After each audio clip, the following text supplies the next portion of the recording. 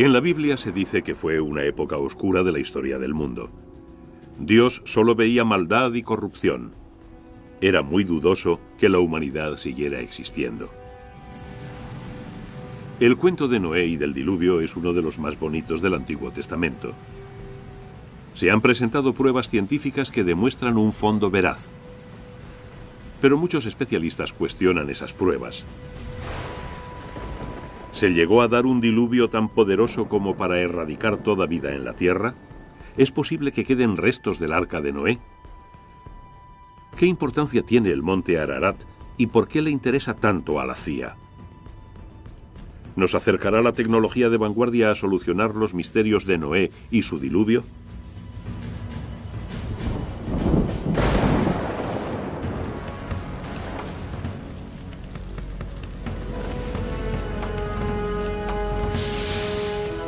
Los misterios de Noé y el diluvio.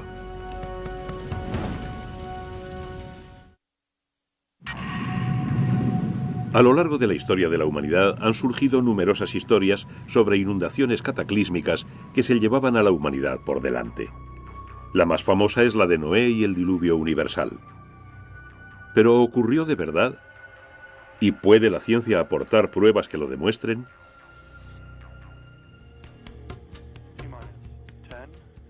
T-10, 9, 8, 7, 6, 5, 4, 3, 2, 1. Ignición y despegue. Despegue de un cohete Boeing Delta II que transporta el globo digital QuickBird, el mayor satélite comercial de alta definición del mundo. Las asombrosas cualidades del QuickBird han sido requeridas para resolver un misterio de más de 2000 años. Parte de su misión consiste en sobrevolar el monte Ararat, en el noreste de Turquía, de quien muchos dicen que fue el lugar en que acabó el arca de Noé. Tercera fase. Confirmamos el giro en el vídeo. Nos ha salido una separación bonita y sin pegas. Se espera que la captación de imágenes por satélite revele de una vez por todas los secretos que albergan las laderas del monte. El QuickBird es solo uno más dentro del desfile tecnológico que desde hace 50 años examina este remoto y vedado lugar. El 17 y 18 de junio de 1949, un avión del cuartel general de la Fuerza Aérea Norteamericana en Europa volaba en misión secreta de reconocimiento en paralelo con el monte Ararat, en Turquía, a unos 4.200 metros. En el curso de esa misión captaron una enorme anomalía que sobresalía como saliendo del hielo. Es muy rectangular, muy ancha y presenta unos puntos negros simétricos. Hay puntos simétricos en esta anomalía, que muy bien pudieran ser cuevas o algo más interesante. Las fotos de 1949 se tomaron al principio de la Guerra Fría. Aunque su intención era localizar posiciones militares soviéticas, la cámara del B-29 captó inesperadamente una gigantesca anomalía que sobresalía del casquete de hielo del monte Ararat a unos 4.700 metros. Hubo infinitos rumores por todo Washington sobre si la CIA estaba investigando el caso de la llamada anomalía del Ararat. En los siguientes 20 años se siguieron tomando fotos de la anomalía desde aviones y desde satélites. Todas se clasificaron alto secreto. Sin embargo, la CIA nunca ha reconocido oficialmente la existencia de tal anomalía. El monte Ararat está en el más remoto rincón oriental de Turquía, justo al lado de Azerbaiyán, Armenia e Irán. Desde el punto de vista geoestratégico, no es buen barrio. La antigua Unión Soviética queda a unos 18 kilómetros y tienes a Irán a 29 kilómetros. De modo que el monte Ararat ha sido una zona militar restringida en los últimos 50 años. El monte Ararat en sí mismo alcanza los 5.200 metros, por lo que es un pico muy impresionante, muy ancho. En términos de volumen, puede que sea una de las montañas más grandes de la Tierra. Dada la altitud de la montaña, se producen todo tipo de variaciones climáticas según se asciende. Está recubierta de nieve la mayor parte del año, a veces con numerosas capas de hielo. Al pasar los años, se van formando capas de hielo una sobre otra, de modo que buena parte del hielo está formado por capas de hielo que se han ido depositando. Observarán que hay muchas nubes en esa zona. Es una característica bastante permanente. El clima del monte Ararat es muy difícil de determinar y ha sido otra de las características que han impedido que expediciones a gran escala visitaran la zona. A pesar de las brutales condiciones, algunos han arriesgado sus vidas por saber qué había en la montaña. En el 275 a.C., el historiador Berosus declaró que había un barco en la cima del Ararat. Incluso en el siglo XIII, el muy viajado Marco Polo afirmó que había visto el arca de Noé allí mismo. Muchos otros siguieron sus pasos. ¿Por qué se pone la gente a buscar algo? Quiero decir, ¿por qué limitarnos al arca? También hay gente que busca el grial. Hay quienes buscan la Vera Cruz. A la gente le encanta tener algo tangible en lo que puedan poner la mano. Si se pueden encontrar piezas del barco y se pudiera estar razonablemente seguro de ellas en Turquía o en el monte Ararat, estaría demostrado más allá de toda duda razonable que la historia ocurrió. Entonces reflejaría adecuadamente la palabra de Dios. Si pudiéramos apuntar exactamente dónde se encuentra el arca, entonces sabríamos con seguridad que el texto bíblico es un auténtico texto histórico. El primer buscador moderno del arca fue un profesor alemán, el doctor Friedrich Parrot. En 1829 visitó el monasterio de Smiatzin, al pie del monte Ararat. Declaró que los frailes le habían enseñado maderas, manuscritos y objetos originarios del arca de Noé. Su libro impulsó a muchos otros a realizar el duro viaje a la montaña para ver lo que allí había. En 1955, el industrial francés Fernand Navarra, acompañado por su hijo, escaló la ladera noroeste del monte Ararat en busca del arca. Entraron por una falla del glaciar y descubrieron un trozo de madera de 1,5 metros. No se trataba de un tronco, sino de un trozo obviamente cortado con una herramienta. La película de Navarra y su libro El arca de Noé, Yo lo toqué, provocaron una sensación internacional. Pero el descubrimiento se había realizado a más de 300 metros por debajo de la anomalía del Ararat. Y cuando se realizó la datación por carbono, se llegó a la conclusión de que era de los siglos IV o V a.C., es decir, demasiado reciente para venir del diluvio. La llamada de Dios también ha hecho subir a muchos otros por la helada ladera del Ararat. Mi amigo James Irwin fue el piloto del módulo lunar del Apolo 15. Caminó sobre la Luna y allí recogió muestras. Mientras paseaba por la Luna, se fijó en una piedra especialmente brillante y blanca. Mira eso, a que no sabéis lo que acabamos de encontrar. Creo que hemos encontrado lo que vinimos a buscar. Una piedra, sí señor. Se acercó y enseguida comprendió que esa piedra iba a tener mucha importancia. De hecho, los geólogos la llamaron más tarde Piedra de la Génesis, porque era muy importante. Nos informaba sobre la génesis de la Luna. Jim Irwin me dijo más tarde, te lo juro por Dios, sentí como si alguien, y naturalmente, ¿quién podía ser sino Dios?, me tocara en el hombro y me dijera, mira eso. De modo que se obsesionó con la idea de que la inspiración divina le había hecho fijarse en esa roca y traerla de vuelta. Irwin, que siempre había sido hombre religioso, se hizo aún más devoto cuando volvió a la tierra. Sintió la inspiración de escalar el Ararat para buscar el arca de Noé. Me dijo, subí y no pude escalar ni por allí ni por allá, pero juro por Dios que vi una gran extensión, como sobrelevada en el centro y con costillas alrededor, como si se hubiera cogido en esa gran barca y se le hubiese dado la vuelta y la hubiesen dejado allí en donde dejó marcas. Hizo un segundo viaje para tratar de alcanzar esa zona, pero desgraciadamente se cayó en ese segundo intento y al final murió de sus heridas. De modo que hay gente que cree firmemente en esa idea. Él fue uno de los que tuvieron que ir para demostrarlo. y le costó la vida.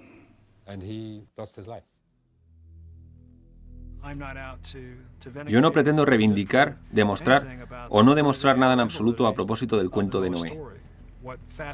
Lo que me fascina y me intriga es que nuestros servicios de espionaje se hayan interesado tanto por esta anomalía. Y es que es muy misteriosa. ¿Qué es la anomalía del Ararat? ¿Una formación natural de rocas? ¿Un avión estrellado? ¿Una antigua fortaleza? ¿O, como mucha gente cree, una antigua nave? ¿Podría ser una parte del arca original? ¿O podrá demostrar lo contrario la tecnología del siglo XXI?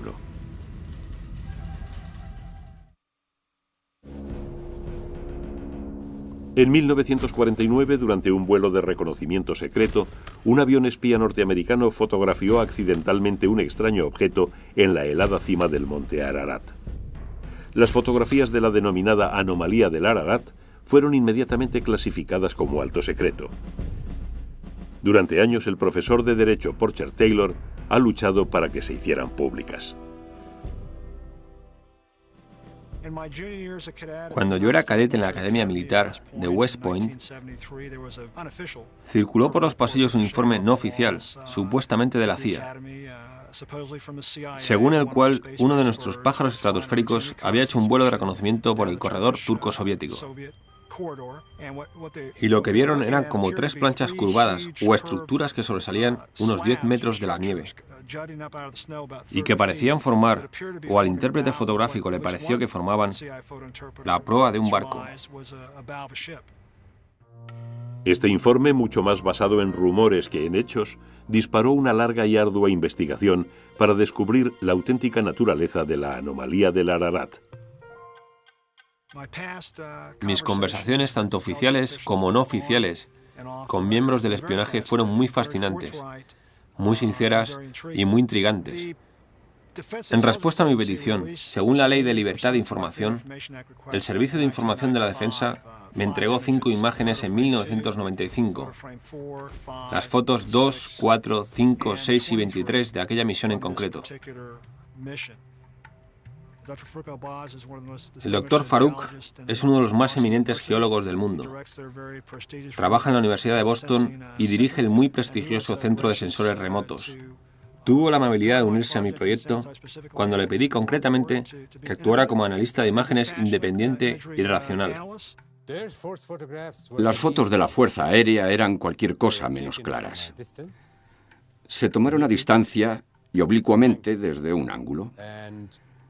Y la resolución cambia totalmente de cuando miras algo que está cerca del avión a cuando lo miras desde muy lejos. Así que no había nada consistente en esas imágenes. Había una tomada desde un lado, otra desde otro, pero no se tomaron al mismo tiempo, con el sol en el mismo sitio, y ni siquiera sabemos qué día o a qué hora se tomaron. De modo que no se podía deducir nada de las sombras y eran totalmente insostenibles, por decirlo así. Dado que era imposible llegar a alguna conclusión con las fotos de 1949, se encargó a Space Imaging, una empresa radicada en Denver, que fotografiara la anomalía del Ararat desde su satélite Iconos, el primer satélite comercial de alta resolución, 1 metro, del mundo. Con este tipo de resolución, aeropuertos, edificios de viviendas e incluso las pirámides pueden verse claramente. Las imágenes de satélite te permiten mirar grandes extensiones de terreno al mismo tiempo y tratar de comprender su naturaleza espacial, la relación espacial entre esos objetos. También te permite diseminar los resultados, distribuir las imágenes a un montón de gente, de modo que muchos ojos se fijen en ellas. Muchos investigadores diferentes pueden dar su opinión, mientras que las expediciones tienden a centrarse en 1 o 2 individuos. Hasta que se lanzó el Iconos, ningún satélite tenía la capacidad de captar el punto concreto del monte Ararat. Pero en octubre de 1999 y de nuevo en agosto y septiembre de 2000, Iconos tomó varias imágenes de la anomalía del Ararat. El área en la que nos vamos a concentrar principalmente es esta de aquí, y vamos a fijarnos concretamente en este detalle al que llamamos el pico del pájaro. Es una zona en la que no parece que haya mucho volumen de nieves eternas. Parece una zona de roca expuesta, que desde el aire parece una cabeza de pájaro. Es lo que hemos estado utilizando como principal punto de orientación para localizar la anomalía del Ararat.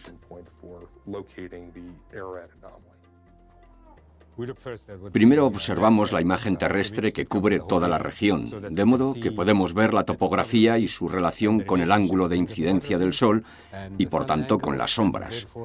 Eso es importante.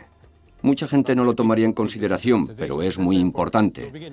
Empecé a investigar el Ararat y cómo caían las sombras en las diferentes cornisas. Estamos mirando a una cresta volcánica. La anomalía y dos zonas en las que hay marcas representadas por un entorno de terrazas nevadas, y en esta zona una corona de nieve. De modo que lo que estamos viendo es una anomalía. En otras palabras, algo de lo que no sabemos nada en esa zona. Y se ha sugerido que todo esto es fruto de la mano del hombre. Porque sabemos qué día y a qué hora se tomaron, podemos medir y calcular, si tenemos el ángulo de incidencia del Sol, la longitud de la sombra. Nos resultó muy fácil mirar estas imágenes de satélite e interpretarlas en tanto que geólogos. Puede ser una simple sombra, puede ser algo, puede ser roca desnuda, o algo que está encima de la nieve. Pero debo decir que esta última posibilidad es muy improbable. Cualquier cosa que se haya posado sobre la cresta o que se haya construido sobre la cresta debería de estar cubierta desde hace tiempo por la nieve que ha caído después. De modo que todo lo que busquemos por aquí tiene que estar bajo la nieve, no encima de la nieve.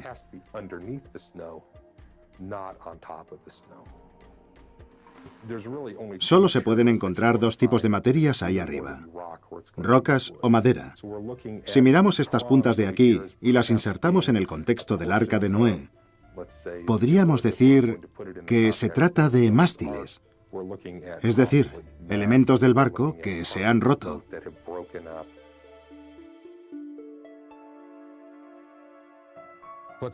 Lo que estamos viendo son juegos de sombras sobre cornisas de roca y sombras de montículos de nieve. Para mí no hay duda. Mi primera impresión, es decir, si alguien me apuntase a la cabeza con una pistola y me dijese que tomara una decisión de inmediato, es que probablemente son de origen natural. Estamos mirando a una sutil interacción entre la nieve, los ángulos de luz, las nubes, la escabrosidad de las rocas, etc. Puede que esté ahí. Yo no puedo afirmar que no esté. Todo lo que sé es que, basándonos en las imágenes que hemos visto, eso no es. Desde 1991, el gobierno turco ha cerrado el acceso al monte Ararat por razones de seguridad. Todo esfuerzo que pretenda revelar los secretos ocultos de la montaña requerirá una tecnología más avanzada.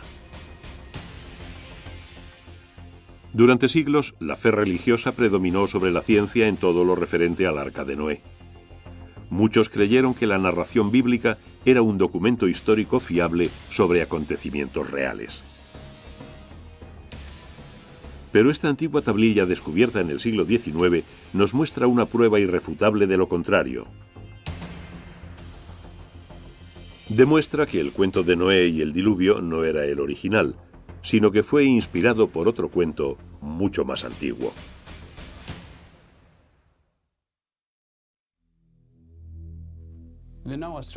El cuento de Noé contiene todos los elementos principales del folclore: una amenaza contra la humanidad, el sentido de la precariedad de la vida, peligro y la posibilidad de relacionarse con lo numérico, es decir, con lo divino.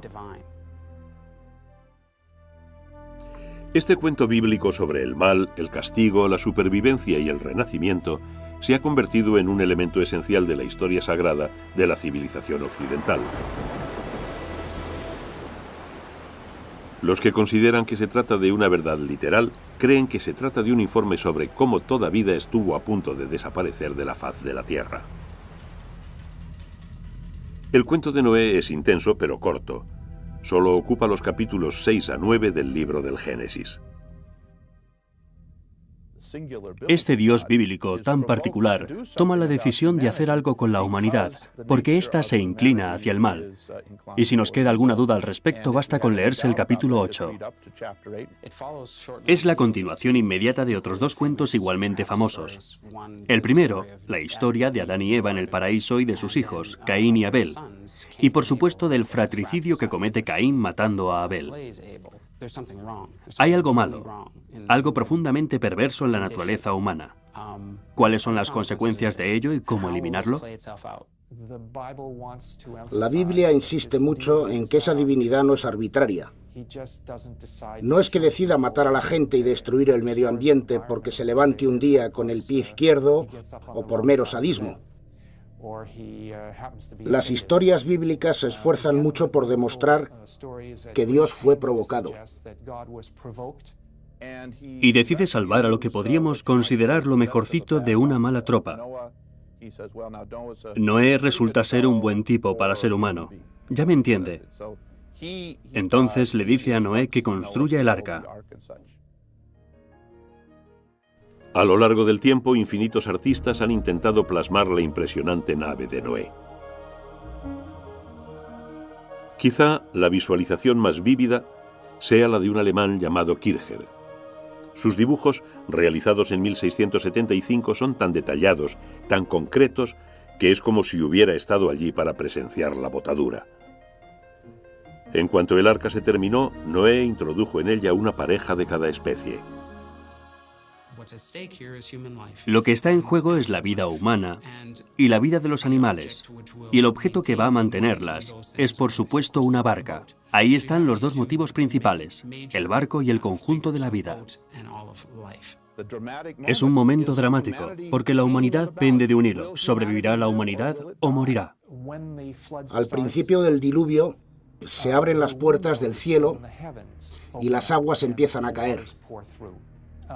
Esta es una poderosa imagen que deja atrás lo abstracto del asunto para darte una sensación de horror.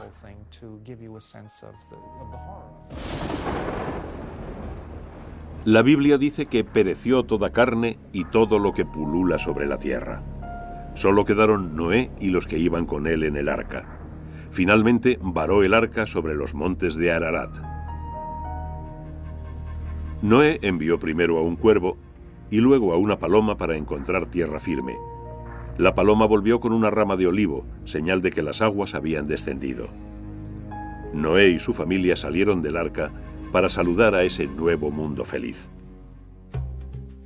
El cuento de Noé y el diluvio es indudablemente potente, pero ¿es cierto? ¿Dónde, cuándo y cómo se originó? Incluso en su época era un icono cultural, mucho antes de que el primer narrador bíblico cogiera su cálamo y se pusiera a escribir la versión bíblica. Tenía ya siglos de antigüedad. Los retazos de tradición oral son como un mosaico que puede ensamblarse de diferentes maneras. La cultura hebrea los recibió de otras culturas orientales y finalmente los cristalizó, por decirlo así. Ordenó el mosaico en una nueva configuración acorde con su propia tradición. ¿Cómo se comunicaba la gente? Está claro que tuvieron que comunicarse hablando unos con otros. Tienen que haber existido ancianos, y en la Biblia así se dice, que actuaran de narradores y cuya preeminencia política y social se basara en el hecho de que eran los guardianes de las tradiciones de la comunidad. Las primitivas historias de la Biblia se fueron transmitiendo de generación en generación durante miles de años antes de que fueran puestas por escrito alrededor de 1200 a.C. Curiosamente, en el texto escrito aparecen numerosas repeticiones e incoherencias. Por ejemplo, en el Génesis 7, versículo 12 se dice: «Estuvo descargando lluvia sobre la tierra 40 días y 40 noches». Pero el versículo 24 afirma: «Las aguas inundaron la tierra por espacio de 150 días». ¿Por qué nadie se dio cuenta y lo corrigió? Está claro que no fue el resultado del esfuerzo de una persona que se sentó a escribir desde el versículo primero hasta el final. Se trató de un esfuerzo en el que en algunos casos se tomó material oral y en otros, desde luego, material escrito, para reordenarlos, reconfigurarlos y darles una presentación más armónica. La mayoría de los especialistas señalan la presencia de dos narraciones diferentes y parcialmente incoherentes en la historia de Noé. La fuente Y o yavística, la más antigua, y fechable alrededor del 1200 a.C., cuando las tribus de Israel se asentaron en lo que luego fue la tierra de Israel. Y la fuente S o sacerdotal, probablemente escrita después del 586 a.C., cuando los judíos fueron deportados a Babilonia. Lo que leemos actualmente en la Biblia de los Hebreos o Antiguo Testamento es una combinación, un esfuerzo por reunir las dos fuentes, Y y S, de modo que cuando se lee la historia se encuentran aparentes contradicciones. Es como si hubieran tomado Y y S y las hubieran barajado como cartas. Por un lado está Y y por el otro S. Las juntaron y tenemos, por ejemplo, 3 frases de Y y luego 3 frases de S, y así sucesivamente.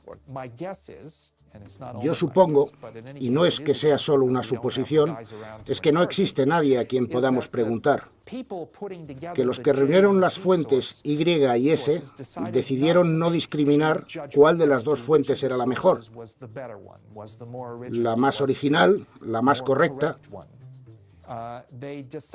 Decidieron juntarlas y que el lector o el oyente tomara su propia decisión, o bien insertar algunas marcas que están más allá de mi capacidad racional de comprensión para indicar cómo debían armonizarse. Los cuentos sobre el diluvio son comunes a numerosas culturas de todo el mundo. Solo en África estos mitos son relativamente más escasos. Hasta el siglo XIX los estudiosos estuvieron seguros de que la Biblia contenía la quinta esencia de la historia del diluvio, la fuente de la que habían salido todas las demás, pero en 1853 se realizó un sorprendente descubrimiento que llevó a los especialistas a admitir que todo lo que sabían era erróneo. En las ruinas de la Biblioteca Real de Nínive, en el actual Irak, se desenterraron unos 25.000 fragmentos de antiguas tablillas babilónicas. Se fecharon alrededor de 1700 a.C., es decir, unos 500 años antes de que se escribiera el Antiguo Testamento. Las tablillas estaban escritas en una escritura llamada cuneiforme. Cuneiforme significa de forma triangular, y es la palabra que utilizamos para referirnos a la manera en que se escribía normalmente en tablillas de arcilla, en las que se escribía con una caña de junco. Se le dio este nombre porque los elementos individuales de cada signo parecen un triángulo alargado. En 1872, George Smith, un investigador del Museo Británico, se puso laboriosamente a unificar y posteriormente a traducir los trozos de puzzle de las tablillas babilónicas encontradas en Nínive. Una noche, Smith se encontró con un pedazo más grande del que solo una cara era legible. Quedó asombrado al leer la historia de un hombre que construyó un arca para huir de una inundación devastadora, que montó a bordo animales de todo tipo y que envió pájaros para comprobar si las aguas habían descendido. Lo que Smith había hallado era un capítulo de un cuento mucho más largo, la epopeya de Gilgamesh, inscrita en arcilla no más tarde del siglo XVII a.C. Publicó su descubrimiento el 3 de diciembre de 1872 en una reunión de la Sociedad de Arqueología Bíblica de Londres.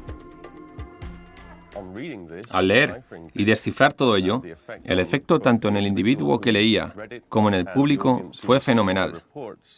Porque aquí por primera vez, y prácticamente al pie de la letra, se encontraba la confirmación de que las historias contenidas en la Biblia también existían fuera de ella. La epopeya de Gilgamesh no fue la única narración mesopotámica sobre el diluvio descubierta por los arqueólogos. Otra historia, la sumeria, está fechada alrededor de 1800 a.C. Una tercera, la epopeya de Atrahasis, se inscribió en arcilla alrededor de 1700 a.C., pero en realidad es mucho más antigua. Todas estas historias cuentan cómo el mundo sufrió tal superpoblación de seres humanos que estos se volvieron demasiado ruidosos y los dioses no pudieron dormir. Para acabar con el ruido decidieron destruir la humanidad. Si se lee el cuento tal y como está escrito y no te informan de dónde proviene, sin duda se diría que viene de la Biblia. Es que es casi idéntico, es muy sorprendente. En muchos sentidos, estas leyendas mesopotámicas están estrechamente relacionadas con las bíblicas, no solo en la idea general de una inundación, sino incluso en algunos detalles concretos. Está la figura de Noé, que reúne a su familia y se sube a un arca, permanece en el arca durante un tiempo mientras el resto del mundo humano, se ahoga y el arca queda varada en una montaña. Hay algunos asombrosos puntos de contacto entre las dos que indican que no pudieron darse accidentalmente.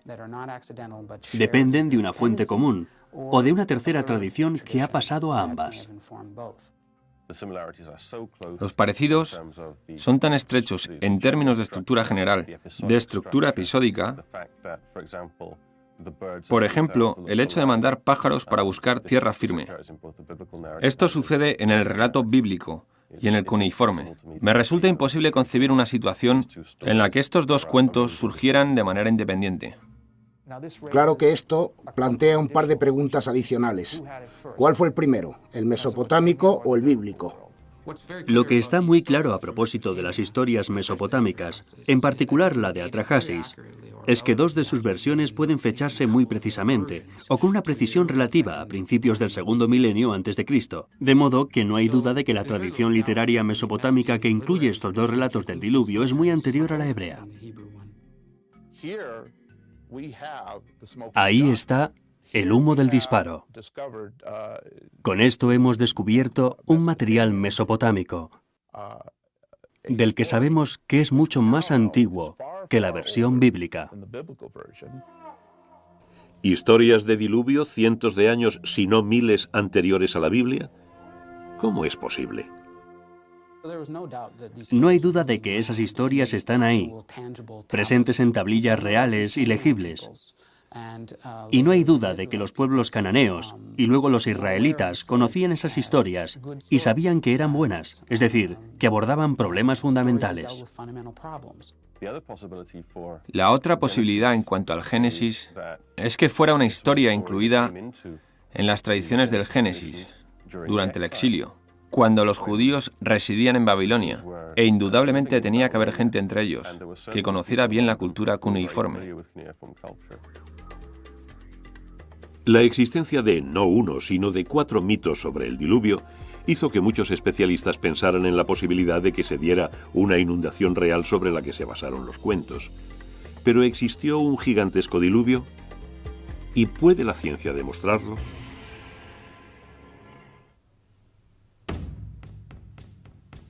Durante siglos, muchísima gente ha tratado de hallar el eslabón perdido entre la Biblia y la historia. Algunos se concentraron en demostrar que existió el arca. Otros creyeron que lo mejor era encontrar la prueba de que se dio una inundación global. Entre ellos, Sir Leonard Bully, hijo de un pastor inglés y destinado a seguir sus pasos. En 1922 empezó a excavar en la antigua ciudad de Ur, antigua capital de Mesopotamia, situada actualmente en un rincón perdido de Irak. En 1929, Bully realizó un hallazgo inesperado. Empezó a excavar en las ruinas de un túmulo de Ur y abrió un espacio hasta unos 15 metros por debajo de la superficie del túmulo. En ese espacio abierto vio la oportunidad perfecta de investigar los primeros periodos de la historia de Ur. Atravesó varios estratos de periodos de ocupación. Entonces, llegó a una capa más espesa de suelo estéril. No había nada. Ningún resto de ocupación humana. Bully atravesó la capa estéril y llegó hasta los estratos inferiores, que al igual que los superiores mostraban rastros de ocupación humana. La capa de suelo estéril era la prueba de que alguna catástrofe había obligado a los habitantes de Ur a abandonarla por un espacio de tiempo indeterminado. Llamó a varios de sus trabajadores, a varios de sus colaboradores, entre ellos a Max Mallowan, que luego se casó con Agatha Christie, y les preguntó qué pensaban que podía significar. No pudieron responderle nada. Y luego apareció su mujer, Catherine, un personaje muy interesante que Agatha Christie convirtió en víctima de asesinato en Muerte en Mesopotamia. Y Catherine dijo inmediatamente: está claro, fue el diluvio universal. Bully era un maestro de las relaciones públicas e informó al Times de Londres de inmediato. La noticia de que se habían descubierto nuevas pruebas de la existencia del diluvio de Noé se difundió a toda velocidad. Bully volvió a Inglaterra convertido en una celebridad. Trajo con él cajas de arena y de sedimentos del denominado estrato del diluvio, que luego vendió a un público enceguecido para financiar más excavaciones. Bully fue muy alabado por el significado de su descubrimiento. No creo que se mantuviera durante mucho tiempo, y en realidad no estoy seguro de que el propio Bully se lo creyera. Pero era un consumado artista de las relaciones públicas, y de una forma en que ningún investigador de campo lo había sido hasta entonces. Logró volver a enganchar al público con las excavaciones de Ur. Podría ser que en el mejor de los casos se hubiera descubierto una inundación local o regional, pero de ninguna manera una porción de cataclismo universal, como el que indican las historias mesopotámicas y bíblicas.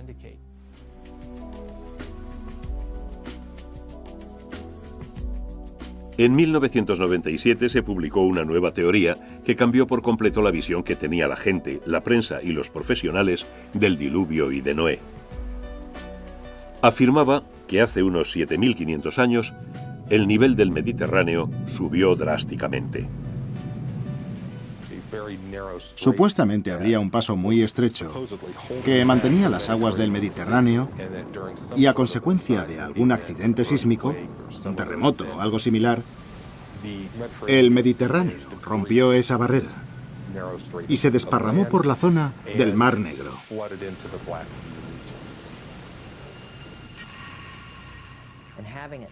Al romperse, todo se derrumbó y el agua se desparramó por la zona derrumbada.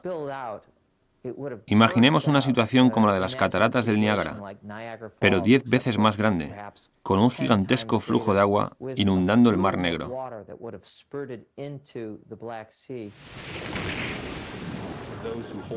Los defensores de esta teoría piensan que al ritmo en que el Mediterráneo inundó el Bósforo, el nivel del Mar Negro subiría unos 15 centímetros diarios.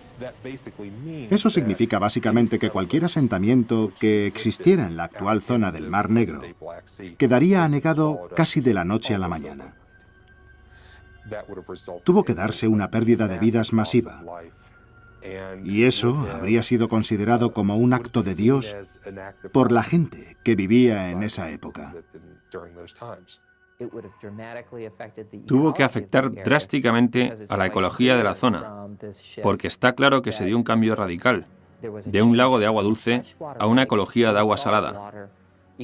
Eso tuvo que cambiarlo todo, y probablemente no volvió a sentarse nadie alrededor del Mar Negro durante 1000 años después de la inundación.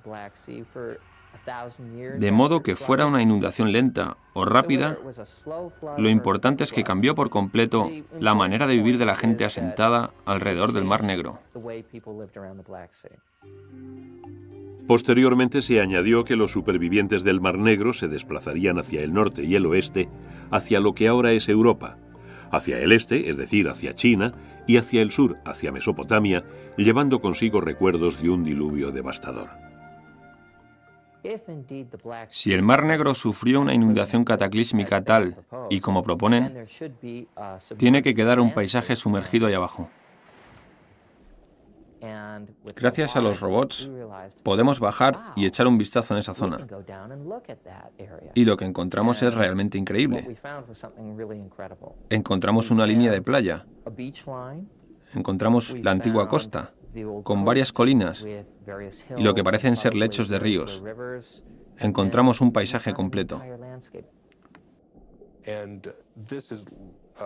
Eso le dio credibilidad a la idea de que ocurrió algo que pudo haber inspirado la historia del Arca de Noé. En realidad no tengo nada en contra, desde el punto de vista geológico o geomorfológico, de la inundación del Mar Negro. Creo que el problema surge al vincular esta inundación del Mar Negro con los mitos del diluvio, tal y como se cuentan en el sur de Mesopotamia o en la Biblia. ¿Hubo una diáspora de gente desde el Mar Negro al sur de Mesopotamia?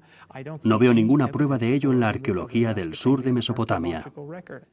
Uno de los elementos presentes en la investigación sobre el Mar Negro es que en realidad el mundo del Mar Negro es muy diferente al mundo del Oriente Próximo antiguo, y tanto los documentos bíblicos como los cuneiformes que describen la inundación son documentos de Oriente Próximo. De hecho, parten de un modelo diferente, y son quizá la prueba de que el Mar Negro no fue el lugar donde se dio la inundación bíblica. Durante miles de años, la gente creyó que el cuento de Noé y el diluvio universal eran, al mismo tiempo, producto de la inspiración divina y un hecho real. Pero hasta la fecha, las pruebas científicas y arqueológicas no sostienen tal afirmación. Y sin embargo, la gente sigue creyendo. La Biblia es un documento complejo que combina la alegoría con el simbolismo y la historia.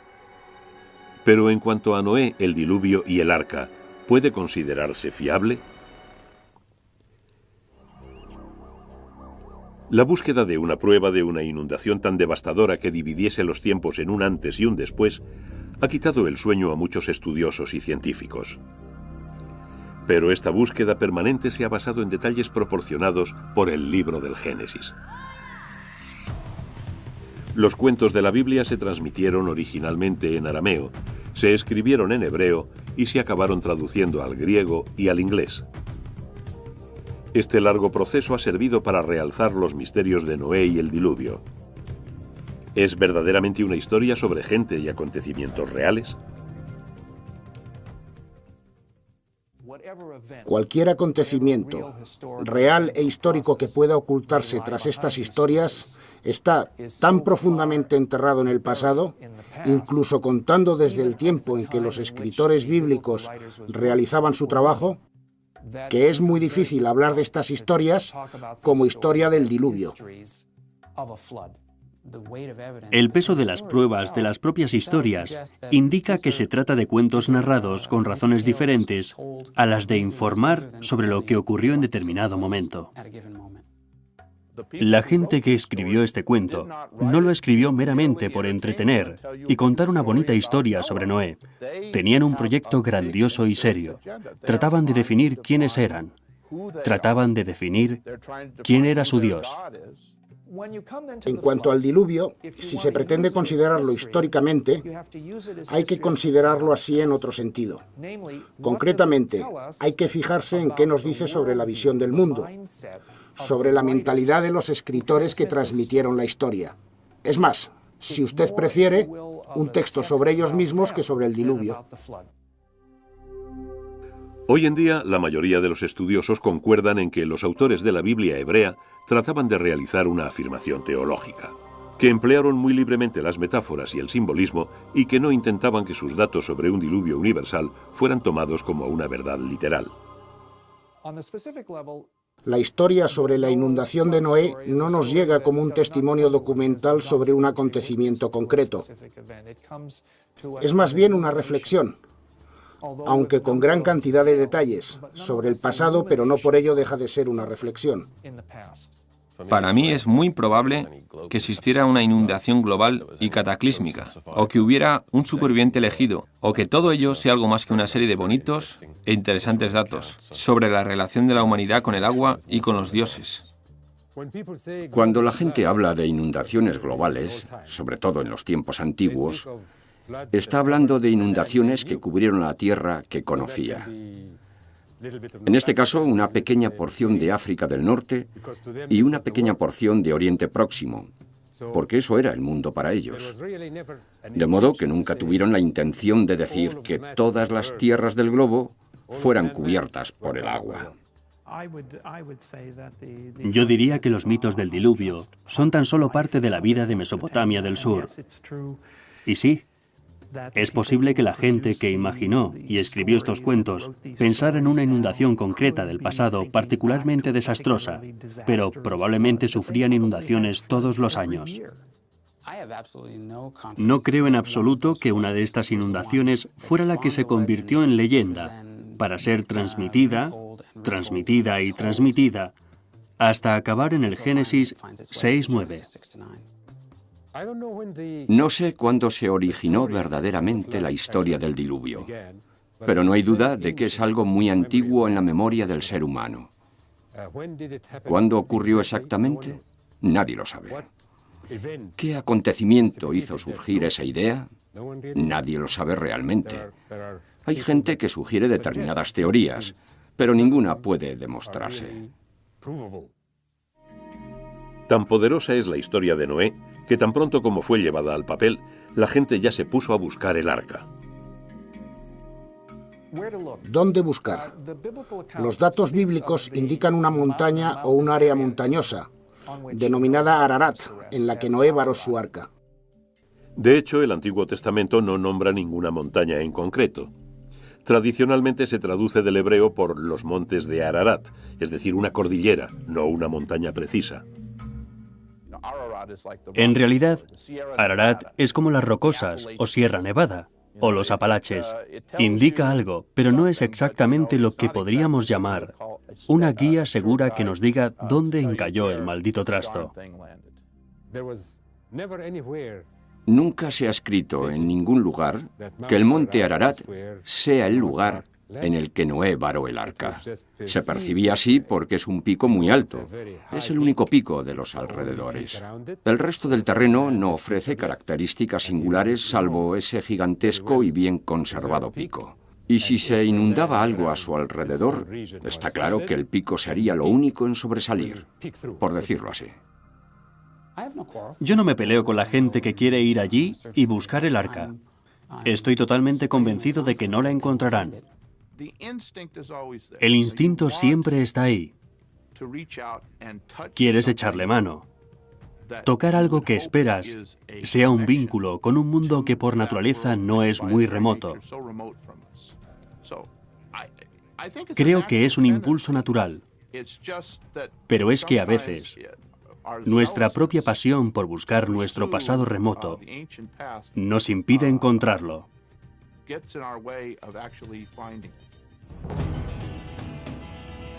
Pero al cabo de numerosos milenios sigue sin existir una prueba definitiva de la existencia de una inundación global, ni de la localización, ni siquiera de la existencia del Arca de Noé. A pesar de su avanzada tecnología, las fotografías de la anomalía del Ararat, tomadas en 1999 por el ICONOS, no son concluyentes. Los especialistas que estudiaron las imágenes se encuentran divididos en cuanto a su auténtica naturaleza. Puede que algún día satélites como el QuickBird, con su asombrosa resolución de medio metro, revelen la verdad sobre la anomalía del Ararat. ¿Pero revelará algún día la historia de Noé y el diluvio todos sus secretos? Los estudios sobre Mesopotamia están en permanente estado de cambio. En cierta forma espero que siempre quede algún elemento misterioso. Eso es lo que nos hace seguir investigando. No creo que sea posible comprender totalmente, completamente, absolutamente nuestro entorno. Es el viaje lo que merece la pena, no tanto el resultado final. Esa búsqueda es parte de la exploración de la Tierra, de nuestro conocimiento del entorno, de nuestro país y nuestra región, y todo eso está muy bien, es estupendo. Esa es la belleza del misterio de esos cuentos. Siempre invitan al lector a plantearse nuevas preguntas a cada nueva generación. Tanto si crees en ello como si no, da exactamente igual, te afecta. Quiero decir que aunque hayamos llegado a dudar de ello últimamente, sabemos que los conceptos religiosos motivan grandiosas acciones, tanto buenas como malas en todo el mundo. No creo que lleguemos a un punto en que podamos decir que lo sabemos absolutamente todo sobre el pasado. Siempre queda una pequeña puerta abierta a un nuevo descubrimiento. Lo más seguro es decir, Dios sabe.